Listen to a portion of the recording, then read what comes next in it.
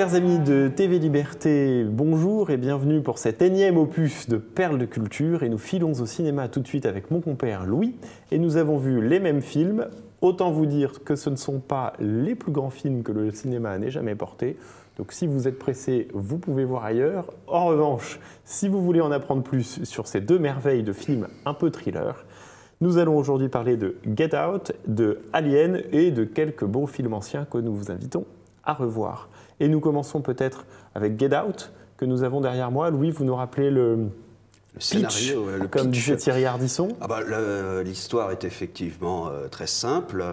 Un couple mixte, donc un noir et une blanche, aux États-Unis. Un couple mixte, j'ai cru que vous alliez nous dire un homme et une femme. Un homme et une femme, évidemment. Pourquoi pas? C'est déjà fait, un homme et une femme. Raté. Il faut être un peu plus mais dans là, son temps. Ça n'est donc pas à Deauville, mais aux États-Unis. Voilà, c'est aux États-Unis et le couple ils sont en couple depuis quelques mois. Ça fonctionne bien, visiblement, très amoureux l'un de l'autre. Et vient le moment, évidemment, d'aller voir beau papa et belle maman. Donc, il file dans cette résidence, une petite mésaventure sur la route heurtant un cerf. Et puis, ils arrivent là-bas, font connaissance, visiblement... pas trop de problèmes du côté des parents sur le fait qu'il est noir, ce qui le terrifiait beaucoup. Et petit à petit, puisque nous ne sommes pas dans un film de Desperate Wife ou de mariage ou autre, l'ambiance tourne à quelque chose de beaucoup plus sordide, glauque et inquiétant en tout cas. Et il va leur arriver... Oui, il y a une lourdeur qui s'installe petit à petit. Progressivement. D'ailleurs, une musique qui témoigne de cette, tout à fait. de cette chose petit à petit inquiétante. Et vous oubliez de dire quand même, il y a deux domestiques dans cette maison qui sont tous les deux noirs et qui sont quand même très très bizarres. Voilà, qui fonctionnent de manière un petit peu bizarre, ne regardent jamais quand on les prend en photographie. Bon, l'ambiance effectivement inquiétante s'installe progressivement et on va découvrir qu'en réalité... je ne vais pas plus loin, nous allons en parler juste après, mais qu'en réalité, cette famille de bourgeois blancs ne lui veut évidemment pas que du bien. Donc, elle lui veut beaucoup de bien, en fait. Elle est tellement amoureuse de son cerveau qu'elle veut le lui prendre pour le greffer sur quelqu'un d'autre. Je dévoile un petit peu l'intrigue. C'est évidemment un film dans lequel on ne va pas avec ses enfants, non. En tout cas pas ses jeunes enfants. Qu'est-ce que vous en avez pensé? Alors, je suis resté sur ma faim, évidemment déjà pour la fin, donc je ne veux pas gâcher l'effet de surprise, mais la fin est quand même extrêmement... c'est votre côté paysan, vous n'aimez pas gâcher. Ah, non. je prends le temps d'entrer dans le sillon pour le labour, mais effectivement, la fin est quand même... on a l'impression qu'elle est bâclée, il faut qu'il y ait un happy end, bon, c'est curieux. Alors, j'ai appris visiblement cela hier, que le réalisateur avait prévu une fin beaucoup plus sordide, beaucoup plus noire, qui est maintenant visiblement disponible sur Internet. Mais bon, on ne juge pas un film au développement ultérieur, surtout juste après la sortie du film. On le juge sur ce que le réalisateur a voulu faire. Après tout, Ridley Scott et puis le faisait aussi. Une approche qui est un petit peu brouillonne. Enfin, c'est vraiment l'enfant qui vous dit « Oh, j'ai écrit 2 textes, bon, alors j'en ai sorti un, mais finalement, il n'est pas terrible. Donc, en fait, j'en avais fait un autre, mais j'ai pas osé vous le donner, mais je vous le donne quand même. » Alors, je crois que c'est le premier film du réalisateur, Jordan Peele. Pour un premier film, moi, j'ai trouvé que c'était plutôt pas mal. Pour moi, il y avait un petit côté Hitchcockien par moment, dans le suspense qui fonctionnait assez bien. J'ai trouvé que toute la première partie du film, en fait, la première moitié, fonctionne bien. On est avec ce type qui en même temps ne voit rien d'apparent qui cloche, mais il sent en lui-même que quelque chose cloche et on le sent avec lui. Tout à fait. Et puis, il y a certaines choses évidemment sur lesquelles j'ai tiqué un peu. Alors notamment pour moi, le père de famille et le portrait craché de Steve Jobs, qui déjà m'a mis un petit peu mal à l'aise. Il y a des choses qui sont un petit peu trop évidentes. Par exemple, la mère qui fait de façon évidente comment on appelle ça, vous savez, de l'hypnose. L'hypnose, oui, la séance d'hypnose. Elle hypnotise si j'ose dire, son futur beau-fils, petit ami de sa fille. On est dans une ambiance quand même un petit peu bizarre, mais qui s'explique petit à petit à la fin. Donc ça m'a pas gêné. En revanche, les 2 choses qui m'ont un petit peu dérangé, c'est évidemment la fin, comme vous l'avez évoqué, le happy end. C'est un petit peu trop facile. J'aurais aimé qu'on croit au happy end et qu'en fait, on n'ait pas de happy end. Enfin, tout à fait. Respectons en tout cas ce qu'a voulu faire la personne qui a réalisé ce film. Pour moi, ce qui était un petit peu plus gênant, c'est que, en fait, pour aller au plus loin dans l'intrigue, hein, l'objectif, c'est que cette famille prend des hommes noirs, que noirs, donc là, l'élément numéro 1, évidemment, pourquoi racialiste, que des noirs, oui. l'élément racial, en fait, est un petit peu trop, j'ai trouvé ça dommage, et en fait, prend le cerveau de ces victimes pour les greffer sur quelqu'un d'autre de façon à leur donner plus de force, un talent artistique, à combler une maladie cérébrale quelle qu'elle soit, et à la limite, peu importe que la personne soit noire ou pas. Et du coup, ce que j'ai trouvé dommage, c'est qu'on prend donc ce type, mais quand on kidnappe quelqu'un, enfin j'ai rarement kidnappé qui que ce soit, mais j'imagine à l'aune quand même d'un grand film de cinéma sur le sujet qu'on a pu voir, on le prend, bon, on l'endort et on ne lui dit pas ce qui se passe. Là, on l'assoit sur un fauteuil club dans un salon un peu anglais, on l'attache mais pas très fort, et on lui explique ce qui va se passer de façon à ce qu'il ait le temps de se préparer. Donc moyennant quoi, il a le temps évidemment, comme il est tout à fait intelligent, de se préparer au point de pouvoir préparer sa revanche. Bon, alors vous me direz, sans ça, tout le film cesse d'exister. Bon, c'est vrai, mais c'était un tout petit peu trop évident et trop facile, de même qu'à un moment, il trouve dans la chambre de sa copine une boîte à photos dans laquelle on voit sa fameuse copine avec toute une série d'hommes au préalable. Ça, comme disait mon prof de droit, c'est peau de banane dans une flaque d'huile. Ah oui. Il aurait dû partir tout de suite. Et évidemment, la fille qui laisse la preuve dans une petite boîte rouge qui est posée précisément au milieu du placard. Mais au milieu, de telle sorte que vous ouvrez le placard, vous voyez cette boîte rouge posée par terre. Évidemment, vous l'ouvrez tout de suite. Non, non, ça n'est pas caché derrière une étagère. Ça aussi, c'est un petit peu trop évident. Évidemment aussi, donc, la fille, hein, qui est son amoureuse, va être la plus grande méchante. C'était cousu de fil blanc. Après, ça fonctionne quand même assez bien, c'est-à-dire qu'on se laisse prendre dans le film, on tressaille par moments.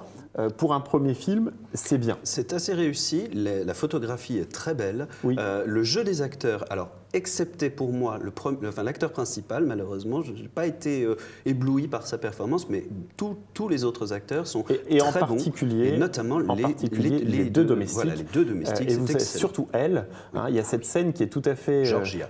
qui s'appelle Georgia, qui est tout à fait forte. C'est le moment où, en fait, elle se fait prendre en ayant plus ou moins volé le téléphone portable de celui qui va se faire qui est théoriquement qui est kidnappé.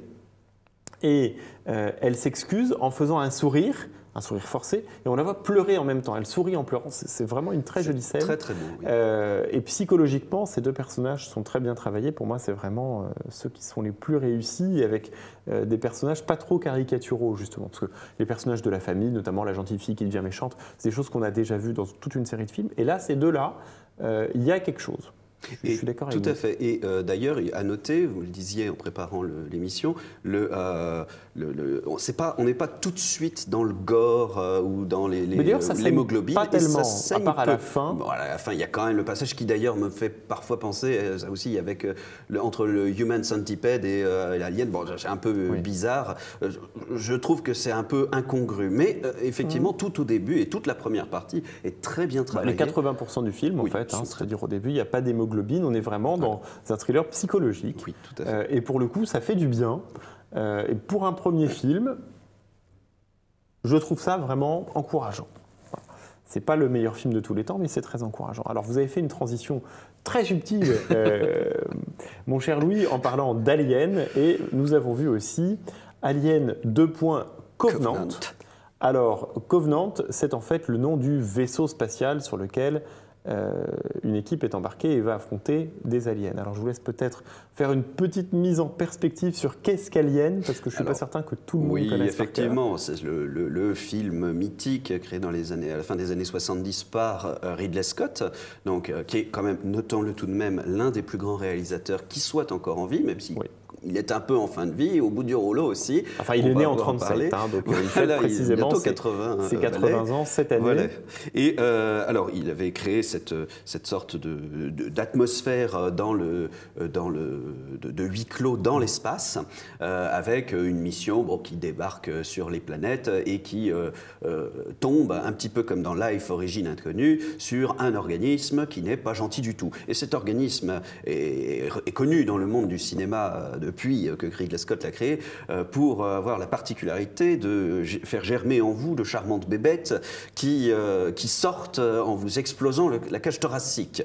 Bon, c'est ça. Voilà, c'est avec à la clé beaucoup d'hémoglobine. Beaucoup d'hémoglobine. Alors, il faut noter aussi qu'il y avait donc eu 4 aliens, 4 développements successifs. Seul Ridley Scott avait fait le premier, qui était absolument remarquable.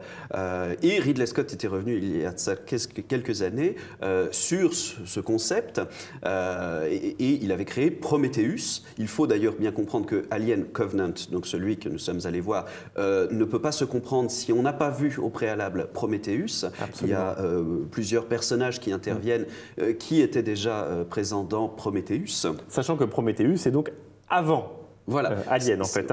C'est un peu un retour sur les origines qui explique, parce qu'en fait il y a une sorte de liquide noir, de potion noire, qui est la potion contaminante d'une certaine manière. Et donc on comprend comment cette potion est arrivée là au départ, et ensuite toute la série Alien découle bien entendu de cette première pierre posée sur le chemin. Tout à fait. Mais alors vous allez pouvoir donc maintenant que les téléspectateurs sont placés dans le sujet, raconter rapidement Alien. Cette histoire. Alors en gros, nous sommes à une époque très très lointaine.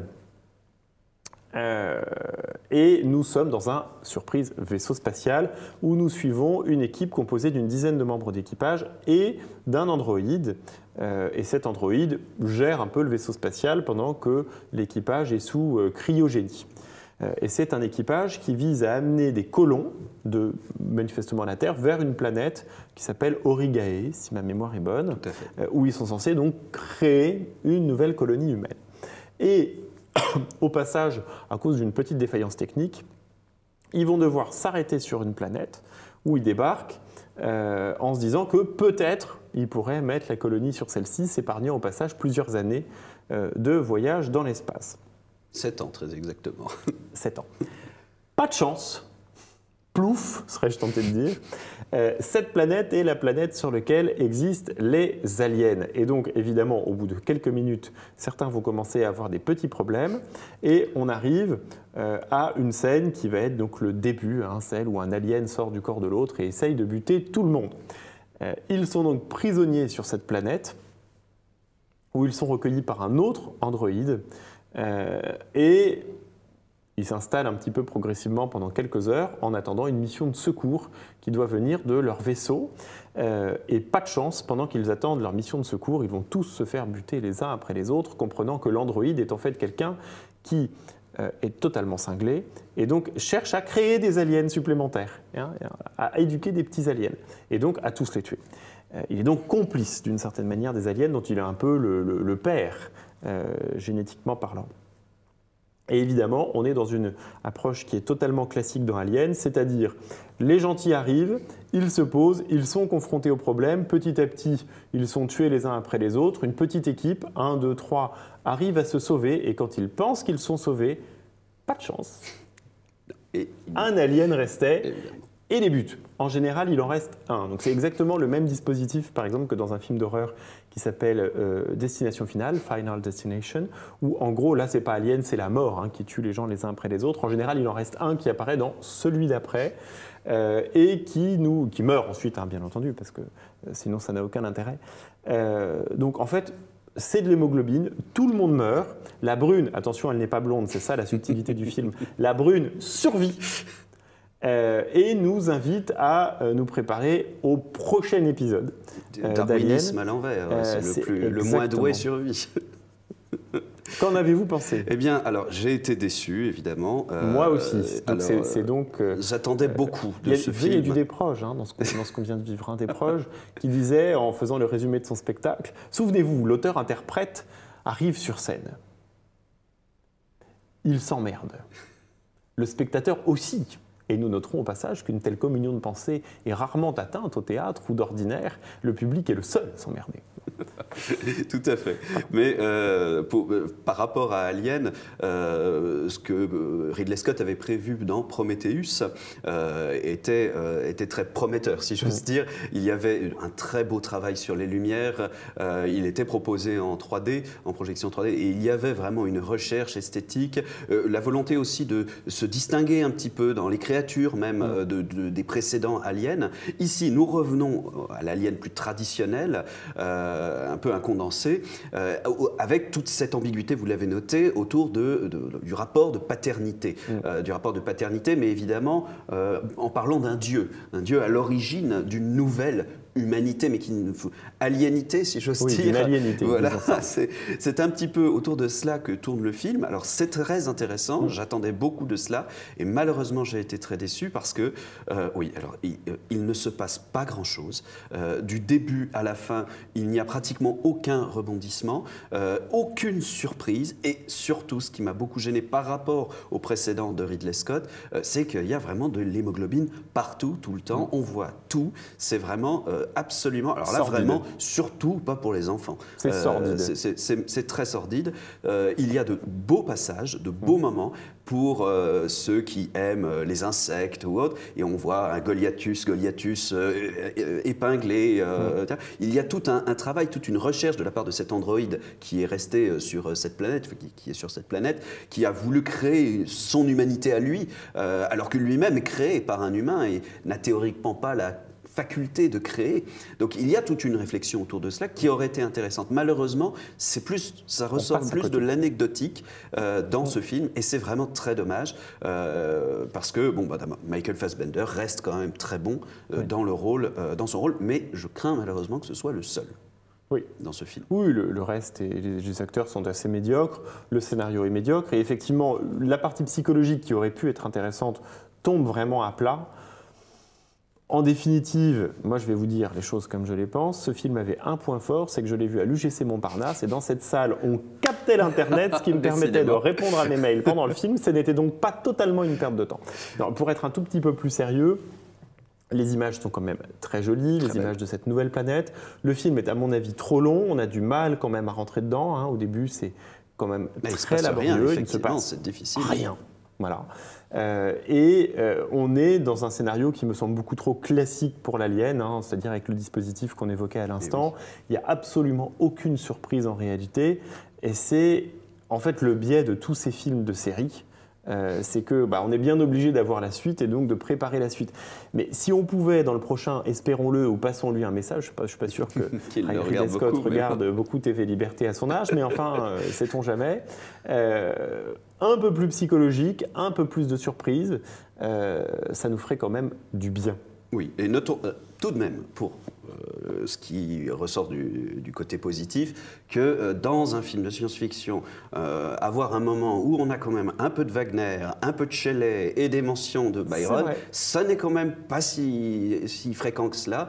Donc on peut tout de même essayer de voir qu'il a essayé de créer quelque chose, de se distinguer de ce qui avait été fait avant. Malheureusement, le scénario, et là je crains malheureusement que ce soit vraiment le scénario, ne repose pas suffisamment. Il n'y a pas de scénario. Voilà, il n'y en a pas, sur rien de concret, et c'est vraiment très dommage. Et surtout, moi, ce que je reproche à Alien en général, c'est que ça va beaucoup trop vite, c'est-à-dire que ça manque de subtilité. C'est-à-dire, vous arrivez, vous êtes contaminé, au bout de quelques minutes, vous avez de la fièvre, et puis dans le film, en gros, même pas 10 minutes après, vous êtes mort, et l'alien vous sort du corps. Et l'alien, tout de suite, commence à tuer des gens. Évidemment, c'est pas quelque chose qui a forme humaine et qui, petit à petit, serait subtil et tuerait des gens, mais qu'on ne verrait pas, etc. Non, non, là, c'est vraiment le grand méchant qui bute tout le monde. Ça ne fait aucun doute.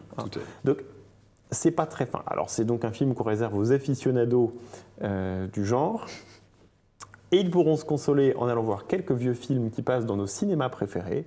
Nos cinémas préférés étant notamment le Desperado, le Champeau, qu'on appelait autrefois le Champollion, et autres du même genre. Et vous allez nous en donner 2 ou 3 à Louis pour conclure cette émission. Effectivement, donc pour le Champeau, il y aurait Les Communiants de Bergman, toujours dans cette rétrospective Bergman. Les Communiants sont un petit film, mais absolument sublime à aller voir, autour de justement des doutes et de la vie intime d'un pasteur. Et c'est vraiment un très beau film. Pour le Desperado, puisqu'il faut bien bien préparé la sortie du film. L'énième film sur le roi Arthur de Guy Ritchie. Eh bien, avant d'aller regarder ce film qui sort dans toutes les salles parisiennes de toute façon, et c'est normal, je propose plutôt d'aller voir au Desperado, dans le 5e arrondissement, Perceval le Gallois. Ce film de Éric Rohmer, il avait fait tapage, si j'ose dire, et dont Fabrice Lucchini a fait un résumé que je ne vais même pas essayer de plagier. Je recommande donc à nos téléspectateurs de revoir ou d'aller voir Fabrice Lucchini en spectacle, qui peut-être va en parler, on ne sait jamais, mais qui en avait parlé dans ses précédents spectacles et Absolument. qui pose ce film, qui est un petit bijou, il faut quand même le dire, mais qu'il ne faut surtout pas aller voir en croyant que ça va être de la grande superproduction américaine. Non, c'est un film bien français et on n'en voit pas suffisamment. Et on n'en voit pas suffisamment. Et des films français aussi profonds qui mettent en scène l'esprit de Chrétien de Troyes, quand même un de nos grands auteurs, il ne faudrait pas l'oublier. Eh bien, il n'y en a pas tant que cela. Alors, détrompez-vous, la plupart des films français sont très profonds, ce sont des gouffres sans fond. En général, en matière de financement public, de qualité du scénario et d'intensité du jeu d'acteur. C'est souvent d'une profondeur à mourir, d'ailleurs souvent on s'endort. Donc les films français sont très profonds, détrompez-vous, mon cher Louis, mais pas profonds dans le bon sens. Donc là, c'est plutôt un film qui nous fait monter au ciel, si vous voulez. Là, nous c'est un film qui prend de la hauteur. Sur Sum Corda. Mais tout à fait. Donc en tout cas, ce film est très intéressant à aller voir avant de regarder le Guy Ritchie. Il y a également... J'avoue que le film de Guy Ritchie me laisse un petit peu de mal parce que j'ai peur de retrouver tous les poncifs du genre sur le roi Arthur, le Graal, son épée, des dragons qui font vroom vroom. C'est Guy Ritchie. C'est Guy Ritchie. Et en réalité, il y a une approche, sur ces Chevaliers de la Table Ronde, une approche qu'on oublie trop souvent, c'est que le Graal, c'est en fait le Christ. Et qu'on est dans une recherche qui est éminemment spirituelle. C'est une recherche de foi. On la transforme souvent en film épique où on recherche une épée grâce auquel on est tout puissant, c'est-à-dire un film de chevalier dragon qui en soi n'a strictement aucun intérêt.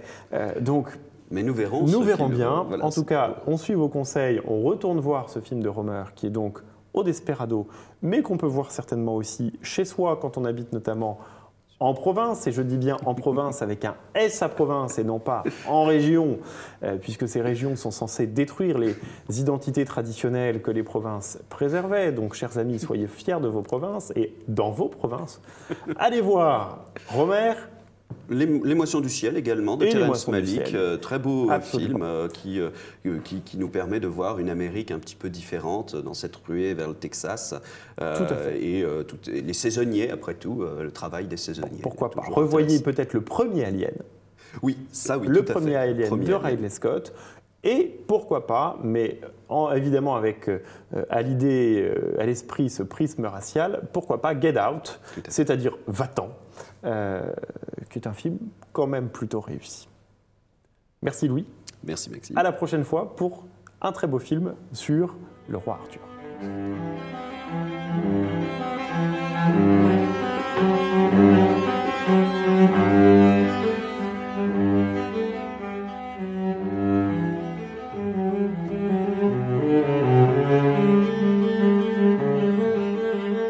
Chers amis de TV Liberté, bonjour. Nous recevons pour cette rubrique de lecture une grande lectrice et aussi un auteur prolifique. J'ai nommé Brigitte Lundy. Alors, vous la connaissez parce qu'elle a écrit toutes ces petites vies de saints très jolies, avec Sainte Philomène, Pour Dieu avec le roi et avec Stofflet, Pour Dieu et le roi avec Cattolino, Pour Dieu et le roi en Vendée. Je sais qu'elle écrit de très beaux poèmes, parce que j'ai lu ses poèmes et qu'elle est très forte. Et alors là, elle s'est lancée dans une opération étonnante qui est un roman d'action. On est tout à fait étonné de vos possibilités, de vos aptitudes, parce que en plus, Brigitte, évidemment, s'occupe de beaucoup d'enfants. les siens. Oui, déjà. La dernière ayant... bientôt 10 mois. Bientôt 10 mois. Alors, vous avez eu l'idée d'écrire une suite à un roman d'action, lui aussi, qui a été très connu en son temps, qui s'appelait La Nuit de Jéricho et qui avait été rédigé par deux hommes d'action, Serge de Beketch et Alain Sanders. Et c'était édité aux collections des Vilains Hardis. C'est épuisé, je crois, mais il va être réédité. La Nuit de Jéricho, voilà. Sous-titré La révolte du lieutenant Poignard. Alors, qu'est-ce que c'était que cette Nuit de Jéricho? Alors, en fait, ça commençait... D'abord, peut-être avant, rappeler, pour ceux qui viendraient de naître à la télévision ou qui n'auraient pas connu Serge de Beketch, et Alain Sanders, qui sont-ils? Alors, ce sont deux journalistes. Donc, Serge de Beketch a été à Radio Courtoisie également. Il avait son libre journal. Il a travaillé 25 ans, 20 ans à Radio Courtoisie. Voilà. Et était le patron de Minute. Aussi. Et puis, donc, il avait lancé son libre journal. Et il a créé son libre journal, bien sûr.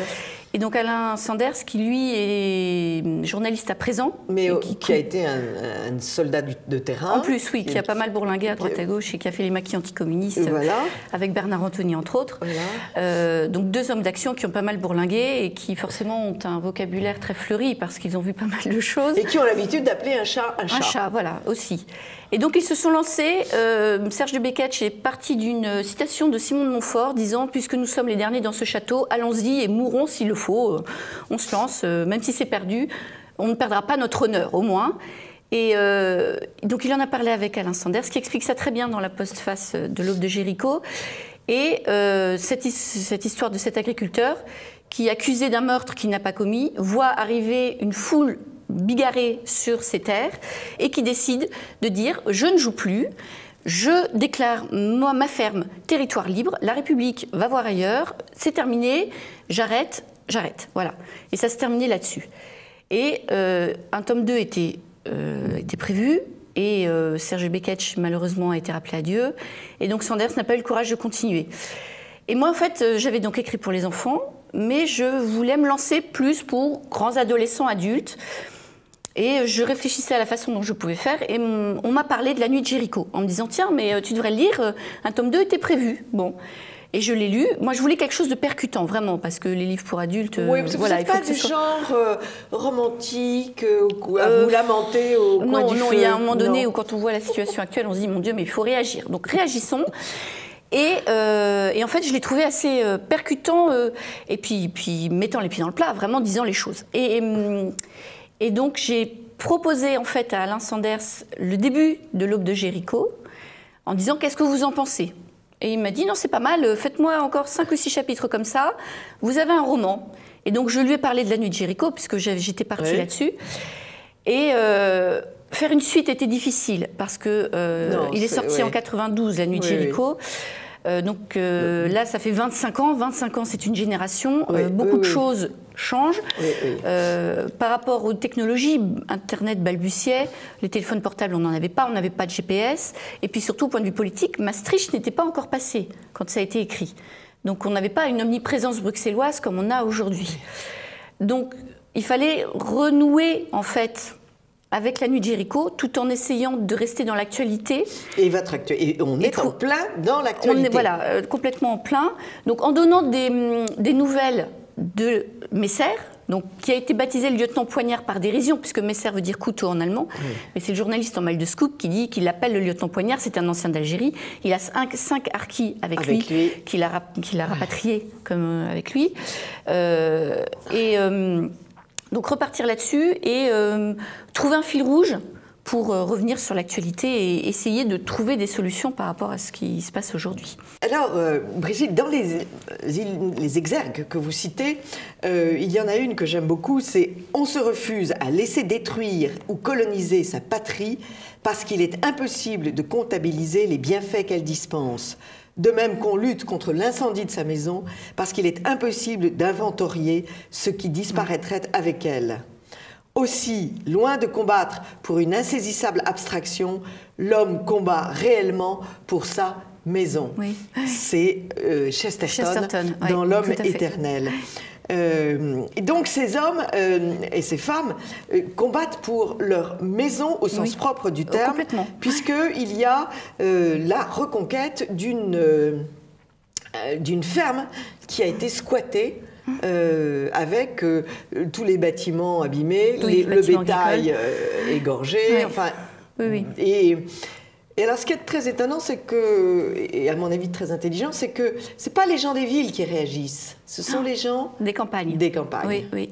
Sans doute parce qu'ils sont plus, Stéphanie Bignon vous dirait qu'ils sont attachés à la terre. Donc forcément, ils ont leur bon sens paysan qui parle encore, et puis beaucoup plus... à la terre et à la propriété. À la propriété, oui, tout à fait. D'ailleurs, il y en a un qui arrive avec un fusil et qui dit, parce que les migrants, évidemment, sont dispatchés dans les villages, et il dit aux squatteurs, vous êtes chez moi, mais on peut aller partout. Non, vous ne pouvez pas aller partout, ici c'est chez moi. Oui. C'est terre française ici, donc vous partez, sinon... il y a une scène de La Horse, qui est un film, La Horse et la drogue, c'est un film avec Jean Gabin. Et le fils fait des bêtises, il se lance dans le trafic de drogue, le père tranquillement fait brûler toute la drogue, et donc l'échelon au-dessus vient pour récupérer la poudre. Et l'autre lui fait faire du chantage et lui dit « je peux tout faire ». Et Jean Gabin, cette phrase, cette réplique culte, « non, vous ne pouvez pas tout faire, ici vous êtes chez moi ». Et ça se termine très mal, puisque l'autre le menace de prendre en otage, de violer sa femme, sa fille, sa sœur. Et donc, Jean Gabin l'élimine tranquillement avec son fusil qu'il a à l'épaule. Oui, tout à fait. Maître Charbonnier et maître chez lui. Et maître chez lui. Voilà. Et ça, c'est une notion qu'il faut en effet, les ruraux n'ont pas perdu de vue. Non, n'ont pas perdu, parce que beaucoup sont agriculteurs, beaucoup ont des terres, justement. Et s'imaginer voir une horde de gens arriver et tout bousiller, il n'y a qu'à voir ce que ça donne avec toutes ces ZAD qui fleurissent un peu partout. Quand vous voyez les films, vous avez des tas d'immondices partout. Alors peut-être pas forcément partout, parce que certains sont suffisamment intelligents pour faire de la culture, mais enfin bon, ils squattent. Et puis de toutes les façons, ils ne sont pas chez eux. Ils ne sont pas chez eux. Pas chez eux. Voilà. Et ça, c'est vrai que j'ai envie de dire, l'idée communiste est bien répandue, c'est que tout le monde est chez soi partout. Oui. Il faut quand même peut-être recaser. Oui, et puis par rapport à ces migrants à qui on défile le tapis rouge, je peux faire ce que je veux, puisque de toute façon, je suis nourrie, logée, blanchie, et on me donne même 2 000 € par mois pour... donc finalement, tout va bien. Alors, le roman commence, il y a des émeutes un peu partout. Voilà. Le nombre de territoires perdus de la République va en augmentant. Voilà. Le président en appelle au casque bleu. Alors oui, c'est la fin de la nuit de Jéricho. Ouais. Il en appelle au casque bleu parce que l'anarchie règne partout. Et en effet... Quel aveu de faiblesse. Oui. Et en fait, l'ONU, en effet, va envoyer des casques bleus et ça ne va pas bien se passer du tout, parce qu'il ne faut pas oublier que les casques bleus viennent de certains pays et que ça va bien s'entendre avec certaines ethnies présentes dans les banlieues et que ça va rajouter de l'anarchie à l'anarchie. Donc au bout d'un moment, les casques bleus ne servant plus à rien, bien sûr, on les renvoie dans leur foyer, ce qui est déjà arrivé. Alors, ce que je trouve étonnant, c'est que votre livre est un roman d'action. Il y a une caserne qui est attaquée. Oui. Et alors, on vous voit, là on est, j'ai pensé à une autre scène, c'est dans Scarlett O'Hara qui est attaquée et qui prend son fusil. Oui. Vous êtes une Scarlett, vous défendez, enfin l'héroïne, à laquelle je pense vous vous identifiez un petit peu. L'héroïne va aider son mari à défendre cette caserne. Alors, ce qui est très amusant aussi, c'est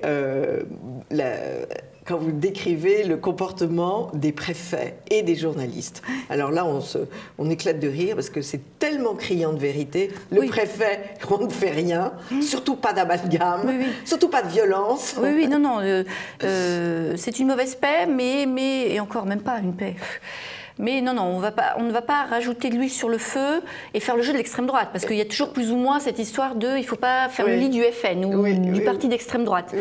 Donc dans ce livre, c'est Jean-François Lecape avec le mouvement du Rassemblement du peuple de France, qui est plus ou moins identifié à Jean-Marie Le Pen d'ailleurs.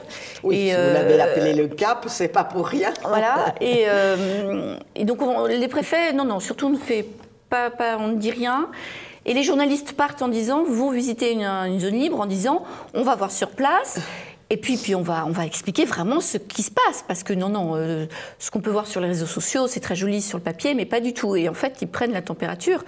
Le problème, c'est que les émeutes, il y en a de plus en plus, et que le journal est attaqué. Et que le journal est attaqué, le Parlement est attaqué, je n'en dis pas plus. Oui. Et vos journalistes ne sont pas tous complètement obtus. Non, il y a un petit couple qui finit par comprendre. Qui finit par comprendre, oui, tout à fait. Oui, qui se rend compte, on n'avait pas suffisamment mal pour se rendre compte vraiment de ce qui se passe. Sachant que certains, tellement enferrés dans leur idéologie, si ça se trouve, en resteront là. Alors, je peux vous dire que c'est d'une efficacité totale. Je l'ai fait lire à un de mes proches qui ne l'a pas... On s'est même battu pour lire le livre. Donc, c'était extrêmement efficace. Ça se termine en apothéose, cette scène au Mont-Saint-Michel. Je n'en dis pas plus. Mais on le voit très bien sur la très belle couverture que vous a fait Char, qui est magnifique. Et alors, pourquoi la Statue de la Liberté par terre ? Alors, la Statue de la Liberté, si vous voulez, ça me permettait de faire le lien entre la nuit de Jéricho et l'aube de Jéricho. Ah oui, c'est ça, oui. Parce que c'était l'événement d'ampleur internationale qui rebat toutes les cartes par rapport à la situation du tome 1, enfin, de Jéricho, la nuit de Jéricho, où c'est l'anarchie complète, pour arriver à l'aube de Jéricho, où on a recollé à l'actualité, avec ces bateaux de migrants qui arrivent par milliers, par milliers. Voilà. Je dois dire que Serge de Beketch et Alain vous ont dédicacé ce livre, vous étiez encore très jeune, mais je pense que vous avez vraiment bien fait de vous placer dans leur sillage, parce que vous êtes de leur trempe et vous écrivez avec une facilité tout à fait étonnante et encore une fois, ça fonctionne. Et je me demande si ça ne... Vous avez bien l'air de connaître comment se passe la vie dans une caserne, comment est-ce que les hommes parlent à leurs hommes. C'est évident que vous connaissez le sujet. Et encore une fois, ça fonctionne très très bien. Il faut continuer, Brigitte Lundy. Oui. Oui, mais j'ai plein d'idées. J'ai plein d'idées. Il faut juste que j'ai le temps. Et il faut mettre les enfants en classe toute la journée. Ne pas les reprendre à l'heure du déjeuner. Ce livre peut se commander sur Livres en famille, bien évidemment. Et revenez vite pour nous présenter soit des livres pour enfants, soit une émission pour les enfants, et pour un prochain roman que nous attendons déjà avec impatience. Merci beaucoup, Brigitte Lundy. Chers amis de TV Liberté, à tout de suite pour une autre chronique de Perles de Culture.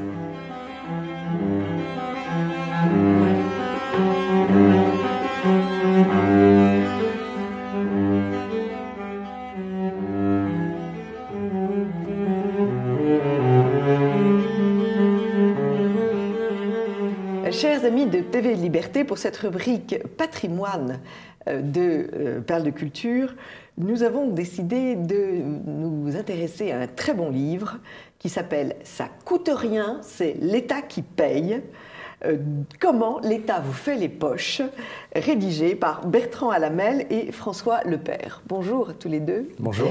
Nous avons pensé que la rubrique patrimoniale était indiquée pour traiter de ce livre parce qu'en réalité, c'est notre patrimoine qui est attaqué avec la dernière mesure phare qui est cette taxe immobilière que M. Micron veut imposer. Lequel des deux veut la présenter ? Écoute, vas-y.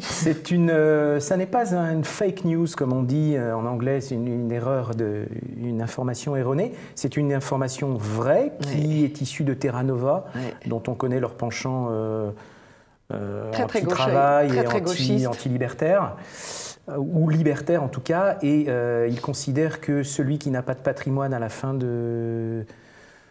en sortir de sa vie active, c'est illégal, c'est anormal, et donc ils veulent taxer tout le monde et considérer que les propriétaires se payent un loyer à eux-mêmes en étant propriétaires, et donc tout ça pour évidemment faire à nouveau les poches des gens. Mais je crois que les gens n'ont pas du tout encore très bien compris, et ils ne sont pas au courant. Vous avez un bien, il sera expertisé. Oui.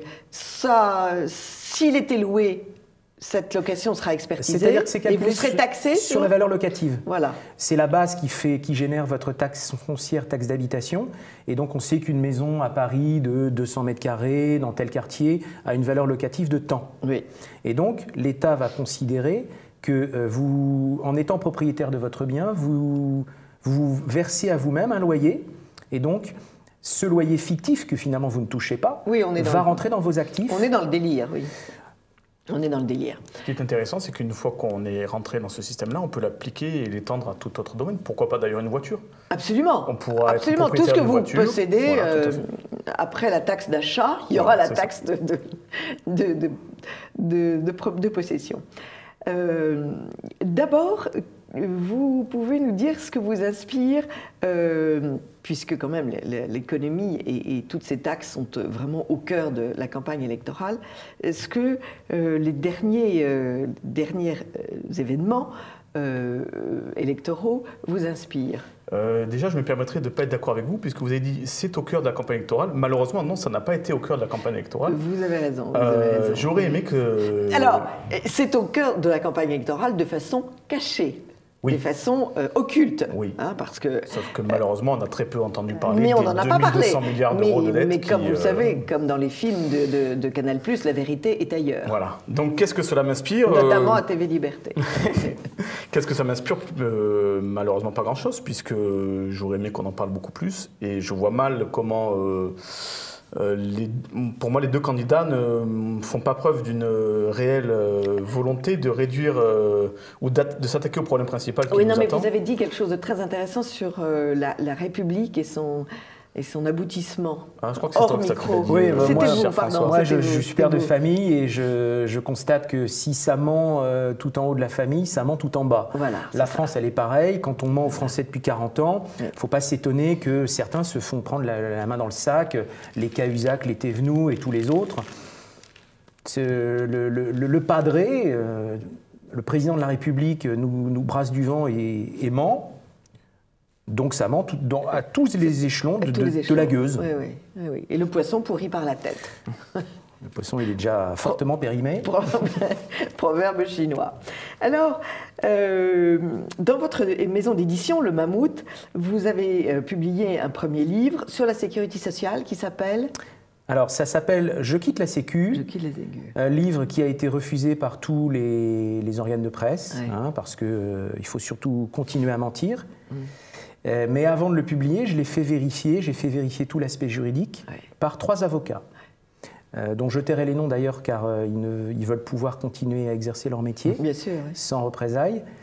Et ils m'ont dit, les yeux dans les yeux bien sûr, que le monopole de la sécurité sociale est tombé, depuis très longtemps d'ailleurs, mais il faut surtout ne rien dire aux Français, il faut continuer à leur mentir. Voilà. Donc j'informe, voilà, le travail est fait. Et d'où vient alors ce titre extraordinaire? Ça coûte rien, c'est l'État qui paye. Alors, c'est pas nous qui l'avons inventé. Si vous vous rappelez bien, c'est notre cher François Hollande qui, au détour d'une émission télévisée d'un autre âge d'ailleurs, je crois que c'était en 2014, je ne sais plus exactement, avait eu cette formule absolument extraordinaire où il a essayé d'expliquer que je ne sais plus, ça parlait de Marseille, enfin bref, de l'intercommunalité. Je ne me rappelle plus exactement les détails. Des contrats aidés. Voilà, des contrats aidés. Et il répondait aux journalistes que ce ne serait pas la municipalité de Marseille qui paierait, mais ce serait l'État qui paye. Donc ça coûte rien, c'est l'État qui paye. Formule reprise en boucle sur les réseaux sociaux, qui a beaucoup fait jaser. Et c'est ce qui nous a donné l'idée de ce titre, parce que finalement c'est ce qui résume un peu cet état d'esprit généralisé de la classe politique, c'est-à-dire que finalement, dans tous les cas, on peut dépenser sans compter, ça coûte rien, puisque l'argent tombe du ciel, c'est l'État qui paye. La classe politique est partant, selon votre idée, le bon peuple aussi. Parce que combien de gens prennent des taxis pour aller à l'hôpital? l'hôpital alors qu'ils ont leurs deux pieds et deux jambes parfaitement en état de marche. Mais comme c'est la Sécu qui paye, c'est la même chose. En fait, c'est effectivement un titre qui résume cette philosophie généralisée. Du haut en bas de l'échelle. Voilà, donc où on a l'impression que de toute façon ça coûte rien, l'argent tombe du ciel, donc on peut dépenser sans compter, c'est pas un problème. Voilà. C'est ça. Le problème, c'est que le climat a changé, l'argent ne tombe plus du ciel. Tout à fait.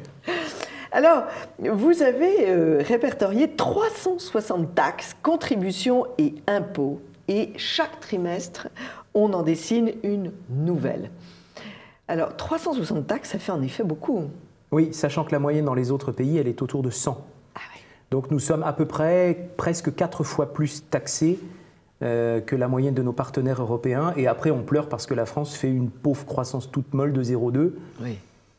Il faut juste réfléchir un petit peu et essayer de voir un peu plus loin que le bout de son nez. Oui. Et quand on subtilise de la richesse non marchande, enfin quand on subtilise de la richesse d'un secteur marchand pour le non marchand, il ne faut pas s'étonner que le secteur marchand, qui est le seul à générer de l'emploi, de la croissance et des rentrées fiscales, ne tourne plus. Oui, oui, on charge un peu trop à peine. la bourrique.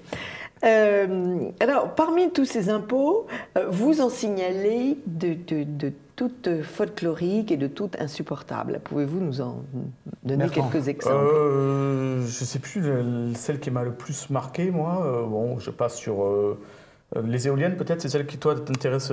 Moi, les éoliennes, je trouve que c'est le top, le 3 étoiles de l'escroquerie. Voilà. Mais bon, pour faire simple, pour que vos auditeurs comprennent, oui. L'éolien est absolument incapable de venir concurrencer le nucléaire. Malheureusement ou heureusement, oui. je ne sais pas, en tout cas, techniquement, l'éolien, c'est une goutte d'eau dans l'océan, mais on laisse croire aux Français oui. que plus on mettra d'éoliennes et plus on diminuera le nucléaire. Oui. D'abord, c'est techniquement faux. Secondo, c'est horriblement coûteux, l'éolien. Oui. Oui, oui. Et les Français voient leur pouvoir d'achat réduire parce que la TCSPE, la taxe TCSPE, vous savez, les gens, ils voient TCSPE, une taxe de plus. Ils retournent leur facture, ils regardent au dos. EDF? La taxe prise par EDF, parce que EDF achète à 6 pour revendre à 2. Donc EDF perd de l'argent. Oui. Voilà. Et cette TCSPE, elle a augmenté de 650% depuis 2002. Oui. Voilà. C'est de l'argent qui va directement aux éoliennes. Voilà. Donc pour moi, c'est le top de l'arnaque, l'éolien. Pour moi, ce serait la taxe de financement des syndicats, qui ne représente plus grand-chose. Et donc, on nous prélève de mémoire 0,016% sur nos salaires, je crois. Alors, c'est pas grand-chose, évidemment, mais c'est pour moi scandaleux, puisque... Et c'est pas grand-chose, mais même pas grand-chose multiplié par beaucoup, ça finit par donner des sommes, voilà. Oui. Et sur le principe, je la trouve scandaleuse. On voit bien que les syndicats, depuis un certain nombre d'années, ne font pas le travail qui devrait être le leur. Et ils ne représentent plus personne, 8% des salariés, je crois. De mémoire aussi, en Allemagne, il y a 2 millions de salariés qui sont syndiqués au syndicat IG Metall, mais peut-être que je me trompe. Chez nous, je crois que c'est peut-être 200 000, je ne sais plus, mais c'est ridicule. Donc, la CGT frôle les 600 000. Voilà, bon, c'est une taxe qui n'a pas lieu d'être. Alors, ce qui est, puis la dernière en date aussi qui m'a lu, qui c'est le critère, la taxe sur l'air que l'on respire. J'avoue que là, on se dit, on est vraiment rentré dans un monde de fous. Qu'est-ce que c'est que la taxe critère? On est totalement dans la suite du projet de Bertrand Delanoë qui considère que pour fluidifier Paris, il faut interdire les véhicules d'y rentrer. Oui. Et ça marche d'ailleurs. C'est sûr. Je vous avoue que quand vous prenez une prune le matin, une prune l'après-midi, bon, vous êtes calmé, je viens de province, je suis venu en train, effectivement, parce que je ne veux plus me faire racketter. Bon, la taxe critère, c'est quoi? Vous avez une voiture très polluante à pas du tout polluante. Vous mettez un petit macaron sur votre pare-brise et les jours de pic de pollution, on met des restrictions. Voilà. Cette taxe, cette vignette coûte 4,80 €. Vous allez me dire, oh oui, mais vous chipotez pour 4,80 €. Oui, mais pour 2020, la mairie de Paris va installer des caméras. Oui. Et les jours où il y aura ces interdictions, vous serez verbalisé automatiquement par un système de vidéosurveillance. C'est donc une pompe à fric. Et puis elle est à 4,80 € maintenant, mais dans 2 ans, elle va monter à 6, et puis à 8. Oui, ça on a l'habitude. Ouais. 10. Puis il y aura une TVA aussi un jour dessus. Alors, ce qui est très intéressant dans votre livre aussi, c'est que vous dégagez le mode d'emploi de ces politiques. Ils ont besoin d'argent pour toute leur facétie, pour toute leur clientèle, n'est-ce pas? Et donc, il faut qu'ils trouvent de l'argent. Et donc, ils inventent un impôt. Ce qu'on a voulu montrer, c'est qu'en fait, l'État raisonne à l'envers de la logique la plus élémentaire de gestion d'un budget. Pour gérer un budget, logiquement, on fait la liste de ses besoins. Hein, oui. Je pense que vous faites comme ça aussi. Et en face, on met la liste des recettes. Oui. Puis on voit si ça correspond. Si jamais je dépense plus, j'ai deux solutions. Soit j'essaie de gagner plus, soit je réduis mon train de vie. Absolument, oui. L'État est incapable de faire ça. L'État ne fait que développer ses dépenses publiques. Et ce faisant, il n'a qu'un seul moyen, c'est de courir après l'argent. Donc l'État, dans un premier temps, dépense, et après il se dit, zut, j'ai besoin d'argent, on est mal en point, donc comment on peut faire? On va créer des taxes pour... voilà. Donc c'est une logique qui est complètement absurde et qui, encore une fois, je le dis, à l'inverse de la logique élémentaire de la gestion de tout budget, de tous les ménages, quoi. Oui, si on se comportait comme ça dans la vie courante, plus aucune banque ne nous donnerait d'argent. Voilà. Nous serions à découvert. Comme c'est curieux, ce qui est valable pour le privé ne l'est pas pour le public. Vous savez, l'État donne toujours des leçons aux autres. Ça, pour donner des leçons, l'État, c'est le meilleur. Par contre, pour se les appliquer à lui-même, l'État est moins performant. Hein. Parce que je vous rappelle que le nombre de contractuels qui enchaînent les CDD à longueur d'année dans l'éducation nationale, aux impôts et ailleurs, vous faites ça dans le privé, vous êtes redressé par l'administration immédiatement. Donc l'État se donne des droits supérieur, interdit aux autres. Bien sûr, c'est tous les jours. Alors, il y a des pages extrêmement croustillantes sur le président Sarkozy, toutes les taxes créées sous ce président. Et alors là, on se dit, mais c'est 29 taxes. Parce que c'est une culture de la niche. Ils vont chercher des trucs pas possibles. Les taxes sur les loyers élevés des micro-logements. Alors d'abord, qu'est-ce que c'est qu'un micro-logement? C'est un truc tout petit. Je crois que c'est moins de 11 mètres carrés, je crois. Hein, je sais plus. Oui, alors qu'il était un temps où on n'avait pas le droit de louer. En dessous de 12 mètres carrés, je crois. Oui, voilà. Ça change tout le temps aussi, le problème. Hein, c'est que... Oui. Ce qui est intéressant avec cette augmentation du nombre de taxes sous l'ère Sarkozy, c'est qu'un certain nombre d'électeurs de droite avaient voté à l'époque pensant que Sarkozy amènerait la rupture qu'il avait d'ailleurs promise. Hein. Et on était d'accord là-dessus, hein, c'est ce qu'on a écrit tous les deux. Tout à fait. Tout le monde avait vu à l'époque en lui un Thatcher, quoi. Bon, on a pensé que Fillon le serait aussi. Bon, malheureusement, pour d'autres raisons, ça n'a pas pu se faire. Donc tout le monde pensait que Sarkozy amènerait cette rupture et redresserait le pays avec des mesures un peu choc. Force est de constater que les électeurs de droite ont été déçus, puisque Sarkozy n'a rien fait de plus que continuer l'œuvre plus ou moins interventionniste de l'État, engagée par Mitterrand, Chirac et compagnie.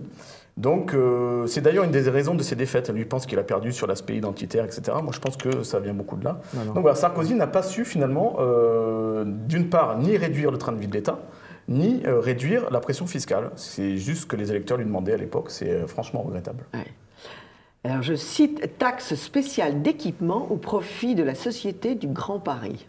Ah ça, c'est la dernière trouvaille. Ouais, le Grand Paris. Alors, les finances publiques sont tout de même en faillite.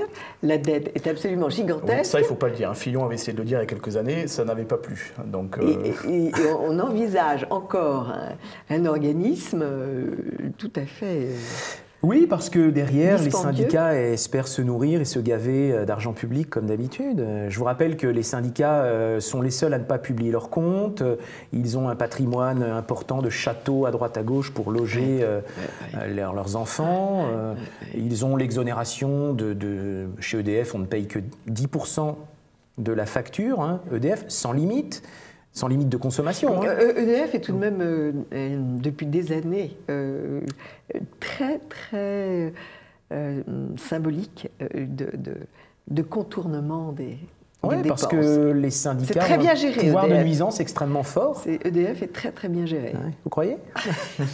C'est comme la SNCF, alors. Pour l'intérêt de quelques-uns. Bien sûr, pour comme l'intérêt toujours. de quelques-uns, oui, c'est ça. Alors, taxe sur les cartes grises, taxe sur les primes d'assurance automobile, taxe due par les concessionnaires d'autoroutes. Les autoroutes, c'est délicieux, ça. Ils vendent les autoroutes et après, ils trouvent que les autoroutes ne rapportent plus, donc il faut inventer une taxe sur C'est la taxite, hein, c'est la la maladie. taxite, voilà, c'est la de la maladie, France. c'est la maladie que vous avez déterminée et qui est en effet bien.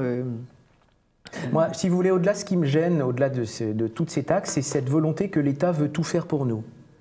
L'État, aujourd'hui, s'occupe de nous du berceau à la tombe. Oui. L'État nous loge, s'occupe de nous pour nous chauffer, nous emmener en vacances, nous habiller. Il nous dit comment on doit manger, 5 fruits et légumes par jour. Ah oui, Voilà. Il nous dit qu'on doit faire du sport. Il ne faut pas oublier, non? Voilà. Faut pas Il nous oublier. dit qu'on ne doit pas boire trop sucré.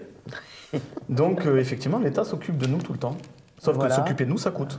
Ça coûte énormément, et c'est surtout que l'État veut faire de nous ses esclaves, finalement. Sans État, point de salut, Oui. je pense qu'on va droit dans le mur. Oui. Alors, avant de continuer la conversation, on va rire un peu avec les inconnus et ce bout de sketch merveilleux sur les taxes qui, moi, m'avait fait découvrir les inconnus et 20 ans plus tard, j'en ris encore. Donc. On te reçuse, faut que tu craches, faut que tu payes, faut que tu craches, faut que tu payes. Pas possible que t'en réchappes, nous sommes les frères qui rappent. Tout.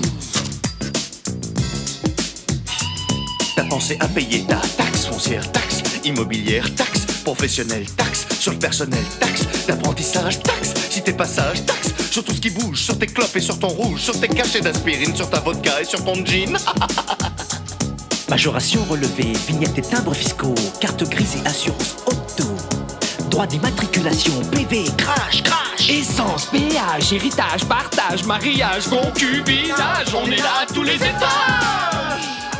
Quand je vous annonce qu'il y a eu un texte, un essai sur les taxes d'un homme qui s'appelle David Hume et qui nous rappelle que la fin de l'Empire romain est due à un excès de taxes, une pression effrayante exercée par les receveurs dans tout l'Empire romain, et que donc tous les pays qui étaient soumis à Rome ont préféré changer de tuteur et d'occupant et se sont donnés à toutes les invasions parce qu'ils payaient trop.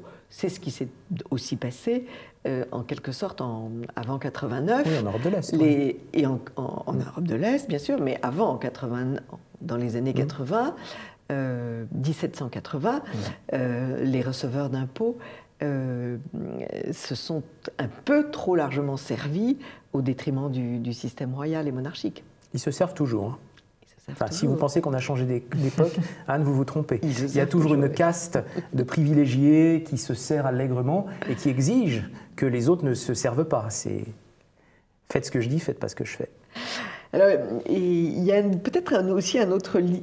Alors, donc c'est quand même très intéressant comme idée, parce qu'on glose beaucoup sur la fin de l'Empire romain depuis des siècles, mais cette idée-là des finances n'avait pas été soulignée. Tu savais ça, toi ? Non, je ne savais pas, mais c'est tout à fait intéressant par rapport à ce que nous vivons nous aujourd'hui. C'est-à-dire que, comme je le disais tout à l'heure, on est dans une fuite en avant complètement dépensière, où les personnes qui nous dirigent n'ont pas compris que la valeur d'un euro, quoi. Donc, à partir de là, puisque ce sont probablement des gens qui n'ont pas eu à gagner leur vie, ça on le dit dans le livre, c'est des gens qui n'ont pas eu forcément l'occasion de se battre pour aller gagner leur croûte.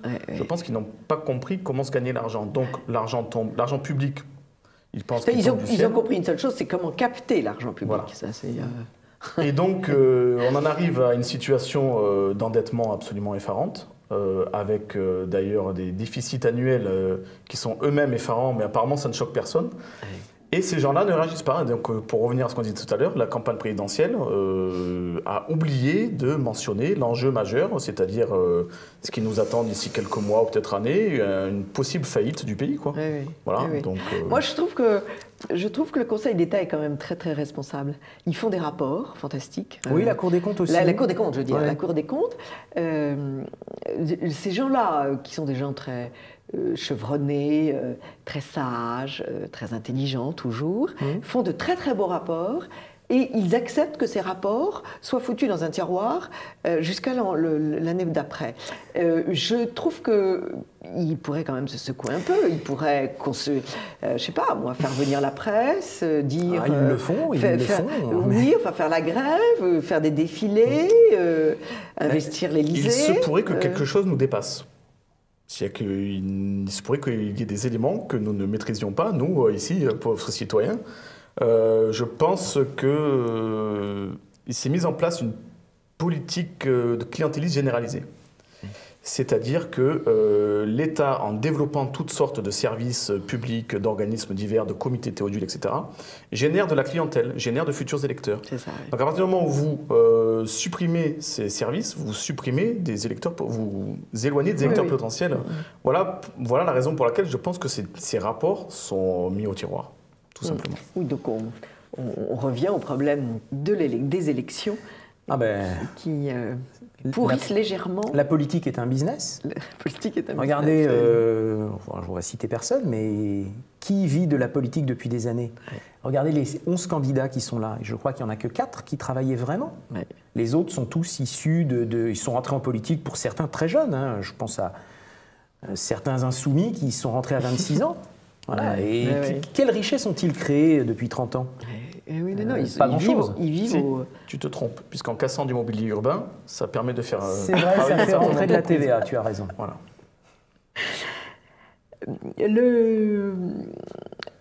Autre problème de ces impôts récurrents et qui c'est leur inégalité absolument totale. Il y a de plus en plus l'impression qu'une quantité de gens vont être dénudés. J'ai envie de dire les familles oui, ceux qui se taisent et qui travaillent. Ceux qui se taisent et qui travaillent, et d'un côté. Et de l'autre côté, ceux qui profitent du système qui va toujours gonflant et qui va toujours... Et qui ronronne au coin de la cheminée une fois qu'il a mangé sa pâtée. Voilà. Ouais. Le système s'auto-nourrit. Vous savez, quand vous encouragez des gens à ne pas travailler en leur versant... j'ai un voisin, je ne citerai pas, dans un petit village, mais que je connais, 1 800 € d'aide par mois. Pourquoi voulez-vous vous lever le matin? Il a quel âge? Il est en pleine force de l'âge, autour de... Alors, c'est pas un de mes proches, je vous le confirme. Oui.